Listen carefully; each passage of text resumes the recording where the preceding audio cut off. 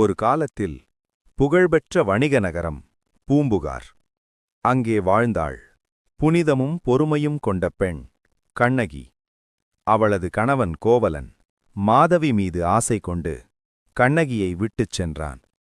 ஆனால் ஆண்டுகள் கழித்து திருந்திய கோவலன் மீண்டும் கண்ணகியிடம் வந்தான். வறுமையில் சிக்கிய இருவரும் மதுரைக்குச் சென்று கண்ணகியின் சிலம்பை விற்க முயன்றனர். ஆனால் அது ஒரு சதி. ராணியின் சிலம்பை திருடினான் என்று பொய்யாக குற்றம் சாட்டப்பட்டு கோவலன் கொல்லப்பட்டான். அப்போது அமைதியாக இருந்த கண்ணகி அக்னியாக மாறினாள். நீதிக்காக மதுரை மன்னன் முன் நின்று தன் சிலம்பை உடைத்து அது முத்து அல்ல, மாணிக்கம் என்று நிரூபித்தாள். அநியாயம் உணர்ந்த மன்னன் உயிரை விட்டான். கண்ணகியின் சாபத்தால் மதுரை நகரமே எரிந்தது. கண்ணகி ஒரு பெண் அல்ல, அவள் நீதியின் உருவம்.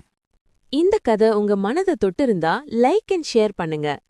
இப்படி பல உண்மை கதைகளுக்கு சப்ஸ்கிரைப் பண்ணுங்க.